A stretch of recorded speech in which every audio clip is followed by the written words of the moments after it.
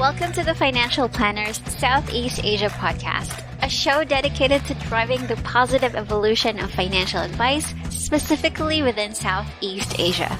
To join a global community of financial advisors sharing and learning with one another to drive the positive evolution of financial advice, head to xyadvisor.com.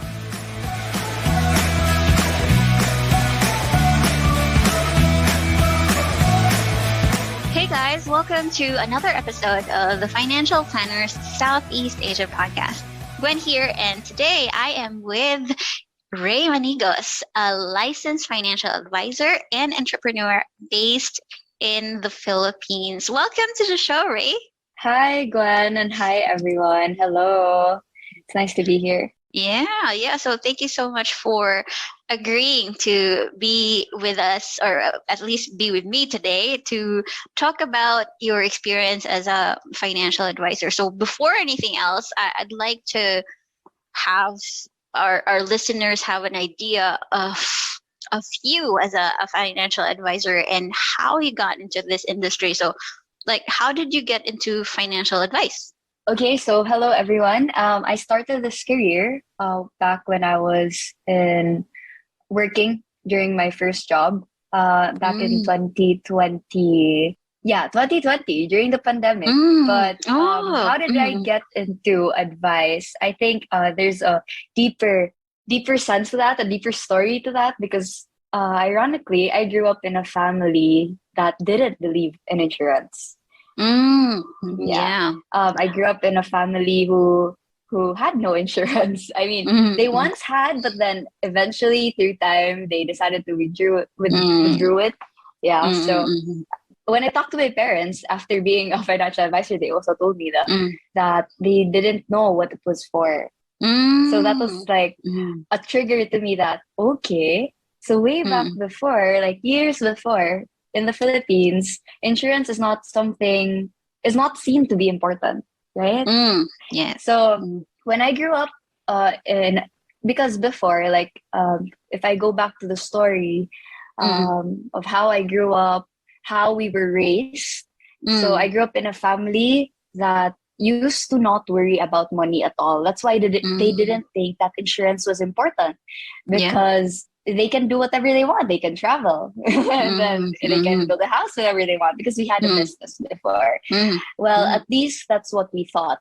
We thought that financial protection was not important just because we had a business.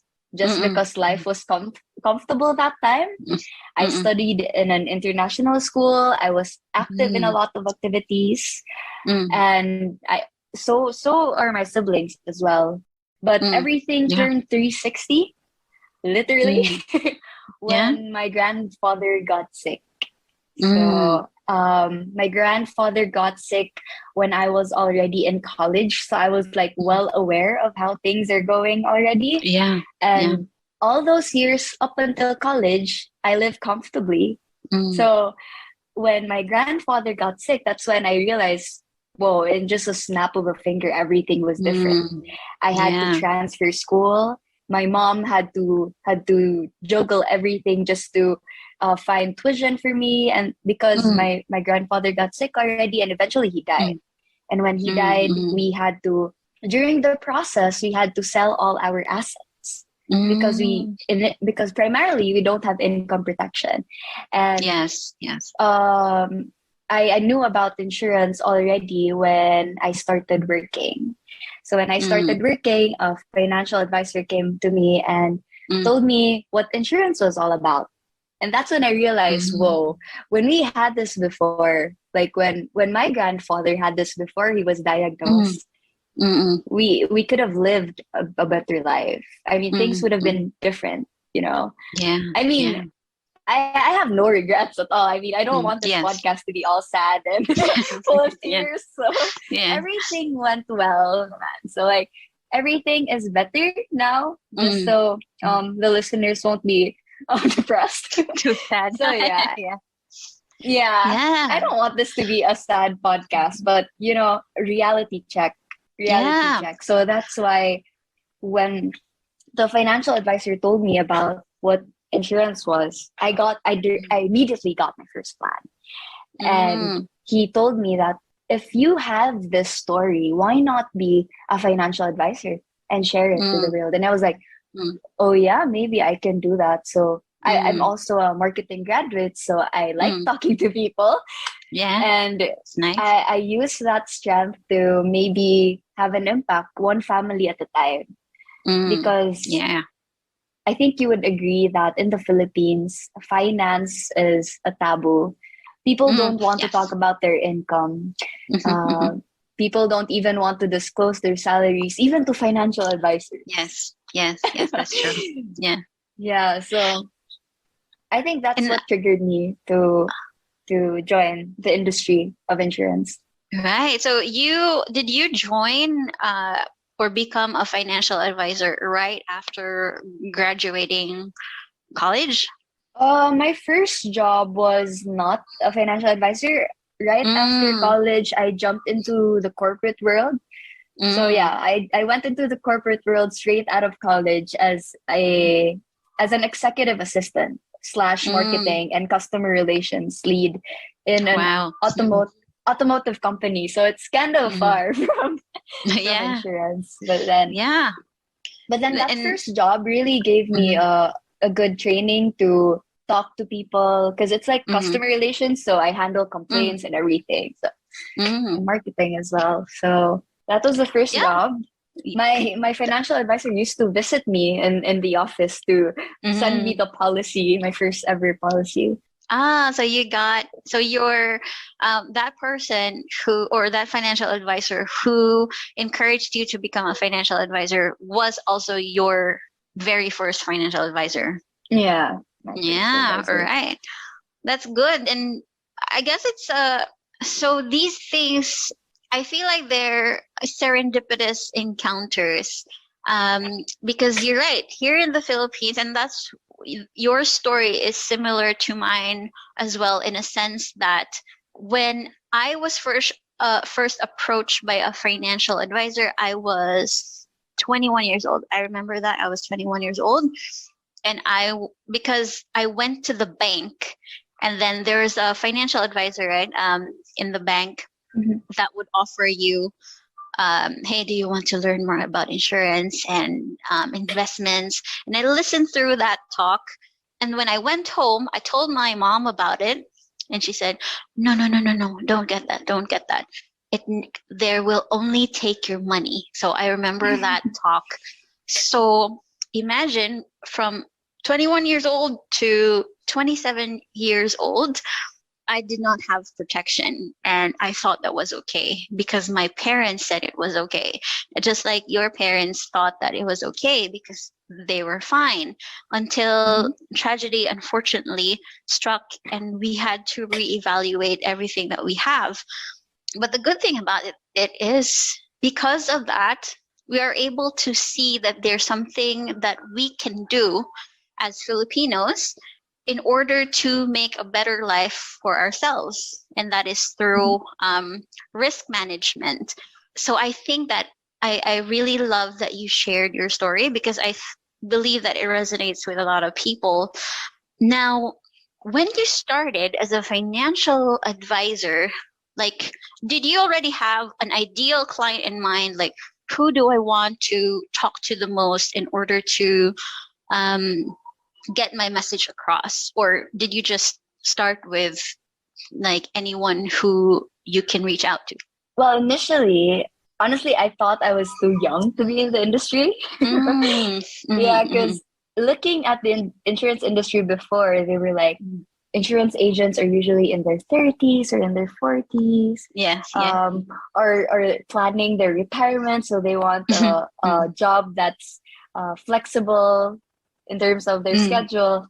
yeah. So I thought I was too young to be in the industry. So my target market was just my network, like people my age who are still starting their Mm, careers, or people mm-mm, who just graduated like me that time, or people mm-mm, who are mm-mm, probably in their first or second job. But then yeah. eventually, little did I know, I reached to the clients that are like my parents. Yeah, parents in their Right. 40s and their 30s, or they're actually coming in already. I think Mm, it's also because of because I usually share my story to my prospects and my clients. So mm, mm, maybe mm, the story is just like, went from mm. one house to another. Yes, yes. So through Yeah, word and of mouth. Mm. yeah, through word of mouth. And eventually eventually I realized that I've been talking to a lot of parents already, not just Mm, people my age. And mm, I think it's also very relevant to the mission that I am in, which is to mm. because the parents actually lead the way to where their kids are going. I think you would Mm. agree, right? Yes, So yes. yeah, although it's a different kind of approach to parents as well as, I mean, compared to talking to people my age, Mm, because the priorities are different, right? The goals are yes. different. So Mm, how they see insurance are also different. Like people my age, I just think about insurance as an income protection. But for mm, parents, they think about insurance as their retirement mm, or education for their children. Because this mm, is also what I've been telling them, how I position insurance to them. mm. I explain it to them in a way that we need to stop sandwich generation. That's I mean, true. have you heard Yes. of sandwich generation? Ah, yes, I am part of one. I'm sure that, oh, because you don't have a child yet, but yes, I am part of one. I was a solo parent at the very early age of 21 years old. But I was also supporting my mom who wasn't Mhm. working anymore. So I fully support the idea of stopping the sandwich generation because it is a reality for Mhm. majority of us Filipinos. Yeah, and most of the parents that I talk to are actually in that generation, in the sandwich Mm, generation. mm, And the message that I um, give to them is that, do you want your child to, go through the same cycle? mm, So at mm. least prepare for your retirement so that your children won't have to carry the obligation of taking care of you in the Mm, future, and actually live yeah. their lives as adults, as normal Mm, adults, right? I mean, I yeah. don't know, because some people would actually think that it's selfish. Yes, I think because that's the culture that we were Yeah. brought up with. But I feel like what you're saying is that we can be as generous to our family as we can and still be able to confidently say that we don't need our kids to walk out to sustain us through retirement. Yeah, I think you would agree that it's a common Mm, mindset in the Filipino mm, mm, culture that kids are our retirement funds. yes.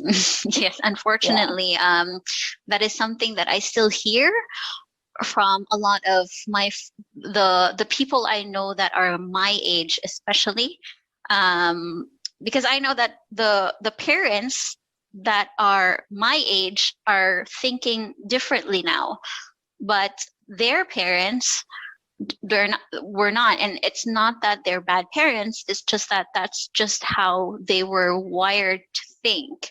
Like, Yeah.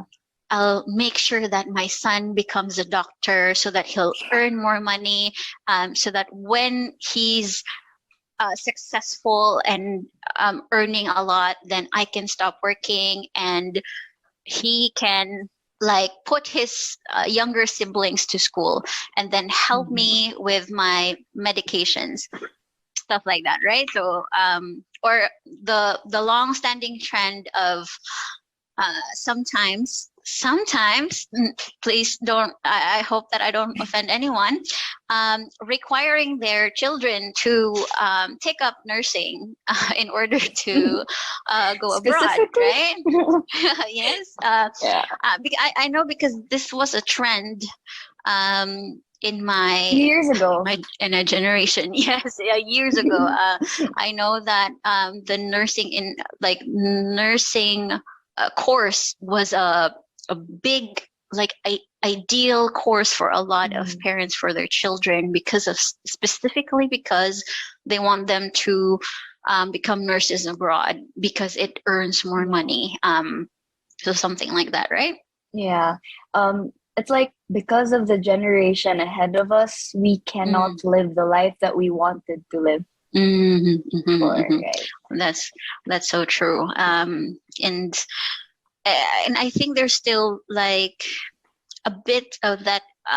Like there are still people who think that way now. Hopefully, because there are more and more financial advisors who are like you, who have realized that we can break the cycle, that they're able to get that message out there that there is a chance that we can break the cycle here, at least here in the Philippines, so that the next generation may be richer because they don't have to portion their income for their parents, and instead they can use that money to invest, to travel and see the world and all that good stuff. And aside from that, we don't want for these parents to actually just think about their kids themselves, right? I mean, like, you're not getting the insurance just because of for that reason. Of course, it's also for them, for the parents, basically, because we know that these parents or the parents, I don't know, we know that parents are working very hard, right? They're working very hard for a better future for their family. I mean, it's not the same for everyone, but in a nutshell, that's the general idea of it. We work to earn money to get a better life, buy the things that a house, a car, anything that makes life more comfortable. And then these are hard-earned money that we work for years. And then just in a snap of a finger, you lose everything. And commonly, it's not enough. Even if you sell everything. Yes, that's true. There are times it's not even enough. And, you fall in debts. And then your family will carry the same liability. And we just need to stop the cycle. That's true. Now, you mentioned that you position insurance and investments in a way that parents, your clients understand. But how do you position yourself as a financial advisor? How do you position your value to them? That's actually a very good question. Right now, I position my value as a financial advisor by ensuring that my clients understand how insurance works. So in addition to that, I position myself. I position my value as a financial advisor by being a lifetime partner to my clients. To actually understand also why they're getting one, why they need one.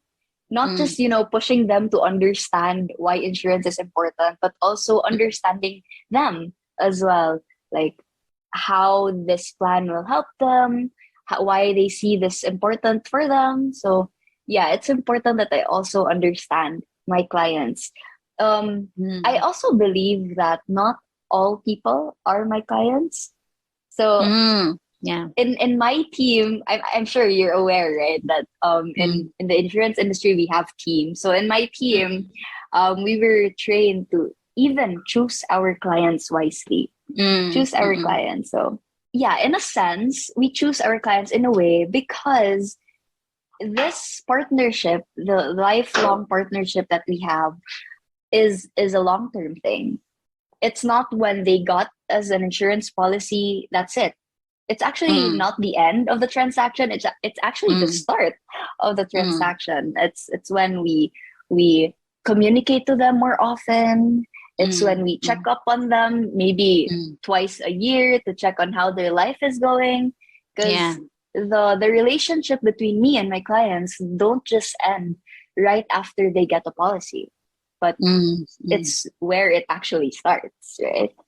So that's true. A financial advisor is not an easy career path to take, in a sense that you're actually you have ideally you should commit to a lifetime partnership to your clients. And I think that's a very good strategy that your team is taking to choose your clients. Because I do hear that from a lot of financial planners, that most of them actually want to niche on a particular an avatar, if you will, of a person. So for you, those are parents. For other people, like I mentioned offline, I interviewed a financial planner named Sikigo, whose niche are scientists, and they want to invest their time to those particular people because they know that they can commit to a lifetime partnership with them. Right. Yeah. So yeah, and it's very, I'd like to learn more about your team dynamics, but maybe we can talk about that in the future. For now though, like, how do you explain the importance of insurance to parents in the, like, do you have a framework that you can share with us on how you do it that makes them say, yes, I need it? Oh, there's a lot actually. I think it's safe for me to share it to you that I look at the videos of Dr. Sanjay Tolani. Yes, I know him. Yeah, so I also look at how he does things, and he's one of the insurance gurus, I think not only in the Philippines. Yes, worldwide. Yes. So yeah, there are actually a lot of frameworks that we can use, but it all boils down to what type of parents they are, what type of, not just parents actually, what type of clients we're talking to. So we can, usually I'm comfortable using the bank versus VUL framework. I'm not sure if you're familiar, but it's putting all your savings in the bank versus segmenting it and putting a portion of it to insurance. Not just VUL per se, but bank versus the insurance. So putting your savings in the bank, a portion of it, and then another would be maybe half of it to insurance. It's like, it's the same when your client already has the habit of saving. It becomes easier for them to put their money in insurance. It's like diversifying their finances, not just putting it in one basket. So might as well, because in a nutshell, we ask these questions like, when you get sick, what does the bank give you? Basically your savings. If you pass away, what does the bank give you? Basically the money that's there, less tax. Yes. Yeah. It's more difficult for your heirs to get that money as well. It takes a lot of paperwork to process it. Not a very smart way to leave something behind. Because I think this framework is very relevant to us, especially in the Philippines, because growing up, we were always taught to put our savings in the piggy bank. You mentioned that before, yeah. You mentioned that a while ago, putting your money in the piggy bank. And to be honest, I have a client that just puts her money in the piggy bank before I introduced insurance to her. I mean, she doesn't put it in the bank. She doesn't either. Yeah, she doesn't either. Yeah, so she just used to put it in a piggy bank, and then so her income goes into the bank, withdraw, and then she places it in a piggy bank. So that's also one of the framework that I use, is that when you put your money elsewhere, in a vehicle that we call insurance, your money works differently. And aside from the returns that you may get while you're living, it also gives you a sense of protection that in times of uncertainties, you have something that actually protects your actual savings, which is the ones in the bank, right? So yeah, that's the framework that I use commonly. But of course, still, it depends on who the client is. Yeah, because the first step basically is to know your client. So this framework may not always be effective, but it's the most common in the Philippines. Yeah, I understand what you mean, because it's an analogy that's very easy to grasp as well, Yeah. because a lot of Filipinos rely on savings in the banks. They, like I mentioned to you before, like for me, I didn't even invest when I was in my early 20s because I was afraid of investing. You mentioned that I told you about a piggy bank. I remember I still have it, and it has served me well during the Typhoon Odette because the ATMs were closed. But I understand what you mean, that you have to diversify and not put your eggs in one basket, basically. So right. Well, aside from that, the framework that you use, are there like common concerns you hear from parents about insurance or even financial advisors, and how do you address those concerns? The most common concern that I hear from my clients would be, how long will I pay for this? or Yes. or am I not allowed to be sick? Let's say, for example, the premium or the years to pay is, let's say, 15 years. And then they ask me, am I not allowed to die within 15 years? Or am I not allowed to get sick within 15 years? So yeah, that's the most common misconception. Or here, there's another one. They asked me if insurance, I can only get that when I die. So that's a very common misconception. So very common because in the Philippines, like I said, insurance is not very well accepted. Yeah, Yes. it's not even taught in school. At least not in my school. I don't know with others, but yeah, No, it's not taught in definitely school. not. Not commonly. Yeah, not commonly taught in school. So yeah, they asked me if insurance is just all about passing away. And that's the common misconception. So I always tell them that no. In fact, there are a lot of benefits that insurance can give, because it can give you protection from getting sick. I mean, like protecting your income. Oh yeah, this is what I wanted to add. The last question. It's like protecting your hard-earned money, because we know that we're saving. The purpose that there's always a purpose why we're saving. We could be saving money for the rainy days, or like when you mentioned about the debt, the typhoon that hit the Philippines. There's a lot of reasons why we're saving. It may be in times of rainy days. It may be getting a brand new car, or getting a house, or maybe for further studies, or for kids, for future. And the purpose of insurance is protecting that savings. So the protecting our hard-earned money. And then that's why the most common concern that they get is, what if I don't pass away after 15 years? I mean what if something happens to me within that paying years?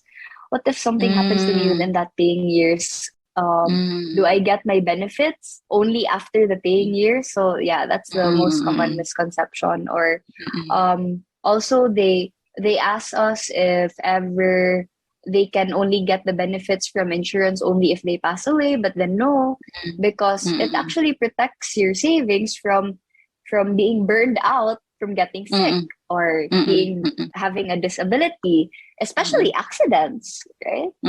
Accidents are something that we don't expect. Basically, all of these things are what we normally call uncertainties, but they're actually not. It's the only thing that's uncertain here is that we don't know when it will happen, but we are certain that it will happen.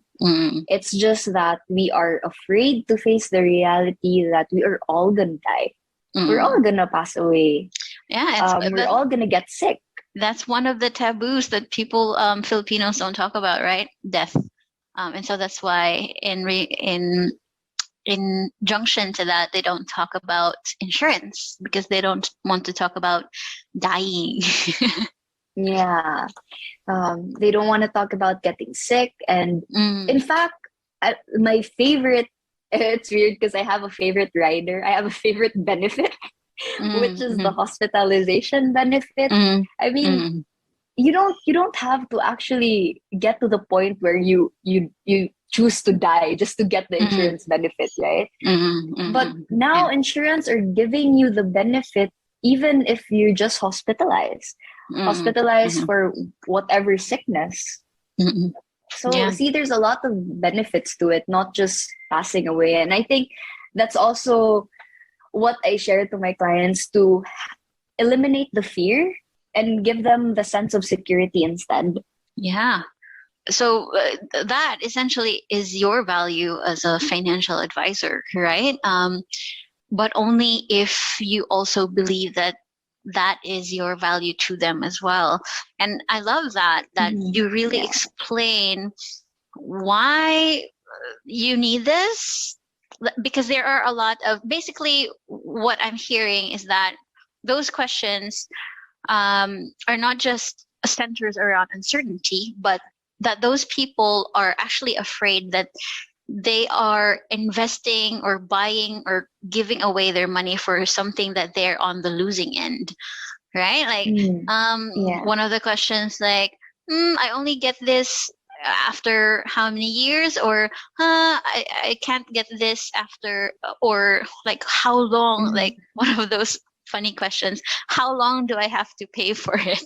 Right. I say that it's funny, but it's actually like a legitimate fear for a lot of people do not who has not yet grasped the understanding of what an insurance policy can do for them.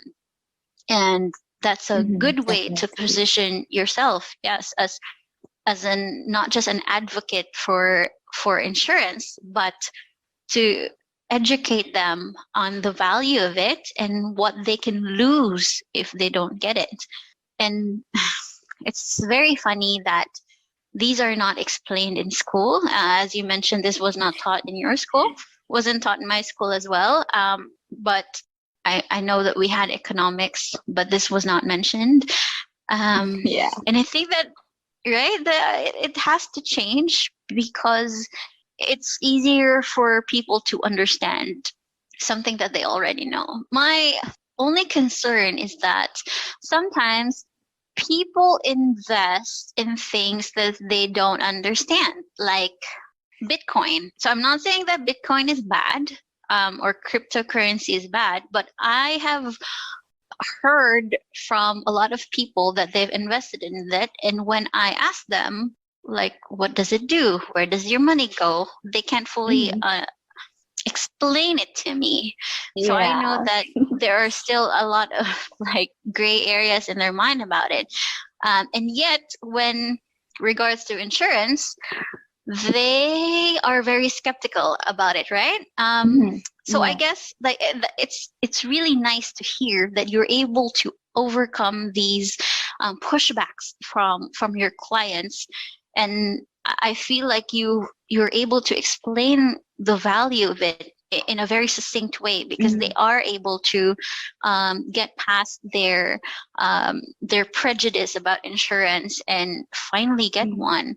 So yeah, I really applaud you, Ray, because you're able to join the good cause of um, advocating financial literacy to more Filipinos, Mhm. in order for us to break away from the sandwich generation. Now, Yeah.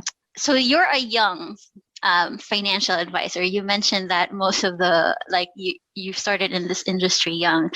What would you advise young people who are interested to jump into the financial advice bandwagon, but are somewhat concerned that they're also too young for the industry?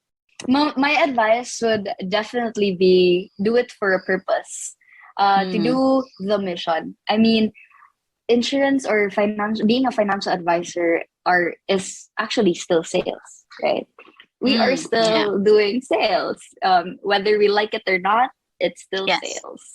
Mm-mm. We just call ourselves financial advisors, but we still sell insurance. It's just Mm-mm. that it's Mm-mm. more than just selling, it's building Mm-mm. relationships. But in Mm-mm. the selling part, because of course you won't flourish being a financial advisor if you don't sell. So it's like selling is the first step, and then the relationship building comes after, right after. So in the selling part, it can be very difficult. It can be very frustrating and depressing at times, but then you'll be able to overcome it when you are doing this for a mission, when you're doing this with a purpose, when you know your deepest why of why you're actually doing this, more than just commission, more than just earning, more than just your own financial gain, because sales is also equally rewarding. So then again, you just really have to embrace that you're doing this for a mission. Actually, I'd just like to add again, in our team, aside from embracing the belief that we need to choose our clients, we also embrace the value of mission over commission. So it's always mission over commission in our team. So yeah, it's like, it can be depressing at times, it can be frustrating, it can be tiring, especially when because eventually in your career you will have clients who you don't really earn from them. I mean, I'm talking as a salesperson now, not as a financial advisor entirely, but as a salesperson. In your career as a financial advisor, you will meet clients. You will meet clients who are not actually yours from the very beginning. So they got an insurance plan from a different advisor, and then after a year or two, they decided to transfer their policy to your servicing as a financial advisor. Basically, at that point, you don't earn anything from this client, but you still have the mission to serve this client. So for some, maybe that is not very motivating to do, because servicing is the most tiring part as a financial advisor. Especially, it's a long-term thing. So you just have to keep in mind that it's always mission over commission. You don't always earn from a lot from these people, but eventually, when you do your service well, when you do your mission well, they will recommend you to other clients. They will, it's just the word of mouth. And when you do things, not just in selling insurance, but as a person, as a whole, as a entirely in a different, generally, when you do things at your best, things will return to you 100 folds. Yeah, that's true. What my favorite uncle, Abraham Lincoln, said, whatever you are, be a good one. That always resonates with me, because you're right. When you're a good person, you try, or at least you try to do good by another person, whatever it is that you try to do. If they can see the value in that, and they appreciate that, then they will refer you to other people. And that's how you make business, even though you aren't able to initially get something from that person. The fact that they appreciate you and they become your raving fans and tell their friends about you, that's a good thing. And I think that's a good feeling as well, right? Having people say that, like, I know that you're not getting anything from me, but I really appreciate that you're still doing this for me. So yes, and I guess I understand what you say, that being a financial advisor, especially when you're starting in the industry, can be very frustrating, right? Aside from servicing clients that you're not getting income from, you also get to have a lot of rejections. You get rejected a lot. You get frustrated because some of the clients that you thought appreciated appreciated the insurance policy that you referred them, or that they took, in the long run, they did not pay for it anymore. So, Yeah. right, and they have fears. You have to really coach them or become their cheerleader to say, hey, you can still do this.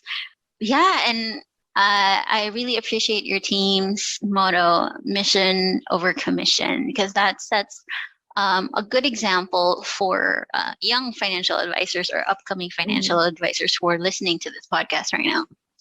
Mm. Actually, in addition to that, I have a lot of teammates, co-financial advisors, who, when they started, actually lost some friends along the way. Oh, yeah. Yeah. So that's also sad. something that you might want to prepare for when you're planning to become a financial advisor, because like how we always mentioned it, like what we always mentioned a while ago, finance or insurance is a taboo in the Philippines, and there are a lot of misconceptions. Other people may not understand you, other people may not understand what you're doing, may not see the value of what you're doing, and then they'll just misinterpret everything that you do, even when you're just saying, hi, how are you? The reply would be, I don't want to get insurance. Oh, that's sad. But yes, sometimes your how are you becomes misleading for them already. Definitely, I know what you mean. So I remember a financial advisor tell me that this career can be a lonely, can be a lonely career, but it's also like I remember him saying it's also a good thing because it weeds out any false friends. So another advisor told me, actually it's not another advisor, it's my husband, who's also a financial advisor, told me that he feels that it's when his friends or acquaintance like scene zone him, or say, like, even if he says hi and they either don't they say no, not interested up front, he takes it as a challenge, because he understands that this person has a fear of something that he doesn't understand. So he takes it up as a challenge upon himself to slowly educate that person. Even if that person doesn't take insurance policy from him when he's ready, because of the message that he puts out in social media, then he will take insurance from someone else and have hopefully a better life for it. So I guess, so again, going back to mission before commission. Yeah, mission over commission, always. Actually, I tried it a million times already. I tried actually waking up at 2 a.m. to serve, to explain insurance to a prospect. And this is a face-to-face conversation. This was a face-to-face presentation. And eventually, I was well aware that this client was already scouting for different insurance companies. So I was well aware. But then I still took on the challenge to meet with him at 2 a.m. to explain to him. Super, because he works on a graveyard, so it was I had to adjust to his schedule. But then to make the long story short, I was like, oh, how are you? Did you finally decide on what insurance to take? And he said, yeah, I got from this company. I was like, oh, okay. But if you're a different if you see this job differently, you would take that situation differently, right? But then if it's always mission over commission, you'll have to be happy for him that at the end of the day, whatever company or whoever advisor he got insurance from, that client is already insured. Yeah, that's right. That's the best way to end the day. That's true. One less Filipino to worry about, right? It means that you explained insurance well to him, that he understood. So that's a wonderful way of looking at it, Rey. Thanks so much. Now, uh, before we formally end the podcast, where can people find you if they want to get to know you more or contact you? You can contact me through my Facebook page. Mm-hmm. I have a page for all the insurance needs. Yeah. That's Rey Manigos. And my personal Facebook account, that's also Rey Manigos. Right. It's very simple, actually. It's on Facebook and Instagram, Rey Manigos. On Mm-hmm. Instagram, I have an account for my financial career. That's Better Pinoy. So Wow. yeah, it's Better Pinoy on Instagram, and on Facebook, that's Rey Manigos Financial Advisor, and that's it.